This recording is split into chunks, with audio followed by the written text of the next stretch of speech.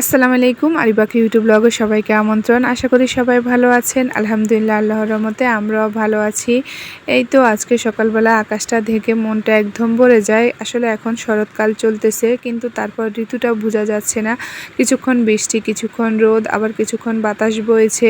মনে হচ্ছে যে একটা ঋতুতে অনেকগুলো ঋতুর আভাস পাওয়া যাচ্ছে। পরে এই তো ঘরে চলে এসে এখন সবজি কেটে নিচ্ছিলাম।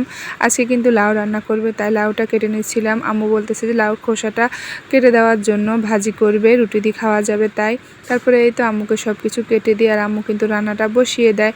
তারপরে এই তো আমি এখানে নাস্তা করে কিন্তু রেডি হয়ে যাচ্ছিলাম, কারণ অনেক দিন হয়েছে বাজারে যায়নি, আর এই মাসের বাজারটা কিন্তু একটু দেরি হয়ে গিয়েছিল। এই কারণে আম্মু বলতেছে কিছু কিছু জিনিস ঘরে নাই, তাই নিয়ে আসার জন্য। আর এই তো এখন ঝটপট রেডি হয়ে বের হয়ে যাচ্ছি। আসলে আমাদের মধ্যবিত্ত ফ্যামিলিদের চারদিক সামলিয়ে তারপরে কিন্তু আমরা বাজারটা করে থাকি। এই যেমন ধরেন কারেন্ট বিল, ওষুধের বিল, বাচ্চাদের স্কুলের মাস্টারদের বিল, এই সমস্ত সব বিলগুলো দিয়ে যে বাকি টাকা থাকে সেগুলো দিয়ে কিন্তু আমরা বাজারটা করে থাকি। আর একটু বিরক্ত লাগতেছিল বের হয়ে, যখন রাস্তায় গাড়ি পাচ্ছিলাম না। কিছুক্ষণ দাঁড়ানোর পরে তারপরে এই তো গাড়ি পেয়ে তারপরে বাজারে চলে আসি। আর বাজারে এসে তো আমি একটু অবাক হয়ে গেলাম, কারণ অনেকদিন পরে বাজারে এসেছি আর বাজারের ভিতরে অনেকটাই বিল্ডিং ভাঙতেছে, তাই বাজারের ভিতরে একটু হিবিজিবি হয়ে রয়েছে।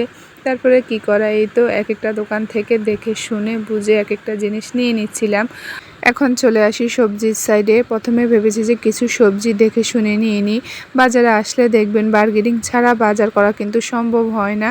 তারপরও এত দেখে শুনে বুঝে নেওয়ার পরও দেখবেন বাড়িতে গিয়ে ব্যাগগুলো খুললে কিছু না কিছু নষ্ট থাকে। তারপরে এই তো প্রথমে কাঁচা বাজারটা শেষ করে এবার মুদি বাজার দিকে চলে যাচ্ছি, কারণ চাল, আটা এই জিনিসগুলো মুদি দোকান ছাড়া কিন্তু নেওয়া যায় না। তাই ভাবলাম যে প্রথমে কাঁচা বাজারগুলো করে নিই, তারপরে এই তো মুদি দোকানের দিকে এখন চলে আসতেছি। আর এই তো এই দোকানটা থেকে সবসময় কিন্তু মুদি বাজারটা করে থাকি।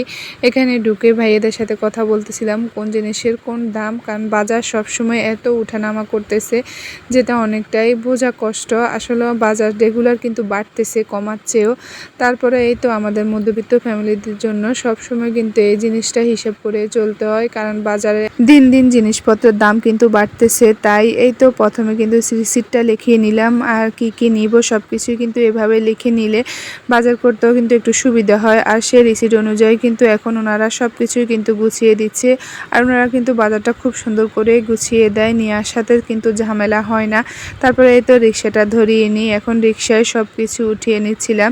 এখানে প্রথমে চালটা উঠিয়ে দিচ্ছিল, তারপরে এই তো পিছনের সাইডে আমি বসে যাই রিক্সায়, আর আমার সাথে কিন্তু যতটুকু ধরেছে সব কিছু নিয়েছি, বাকি যেগুলো ছিল সেগুলো কিন্তু রিক্সাওয়ালা ভাইয়ের সাথে সামনে দিয়েছি। এরপরে এই তো রিক্সাটা ছেড়ে দেয় আর বাড়িতে কিন্তু চলে আসি। এবার বাড়িতে এসে কিন্তু সবগুলো বাজার বের করে নিচ্ছিলাম, দেখে নিচ্ছিলাম সব কিছু রিসিট অনুযায়ী এসেছে কিনা। আর এই তো সব কিছু বাজার বের করার পরে মনে হচ্ছিল যে এখানে এই কয়টা জিনিস মাত্র, কিন্তু কতটুকুলো টাকা যে শেষ হয়ে গিয়েছে। আসলে এই দিন দিন বাজারের দাম বাড়ার কারণে কিন্তু মধ্যবিত্ত ফ্যামিলিদের চলতে অনেকটাই কষ্ট হচ্ছে। তারপরে যাই হোক, এই তো বাজারটা বের করে নিয়ে তারপরে চলে আসি কিছু রসুন আর আদা কেটে নেওয়ার জন্য। আসলে ঘরে কিন্তু রসুন আর আদার একটুও পেস্ট ছিল না, তাই তাড়াতাড়ি করে কিন্তু রসুন আর আদাটা কাটতে বসে যাই।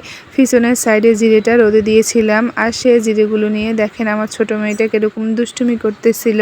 তারপরে ওকে ডাক দিতেছিলাম যে জিরেগুলো পড়ে যাবে, ধরিও না, কারণ পড়লে তো নিচ থেকে আর নেওয়া সম্ভব না, একদম ছোট ছোট। তাই এই তো এখানে রসুন আর আদাটা কেটে নিচ্ছিলাম। এরপরে ছোট দুইজন এই যে দেখেন ঘরের ভিতরে বসে বসে দুষ্টুমি করতেছে। ওরা সারাক্ষণ কিন্তু এরকম দুষ্টুমি করে।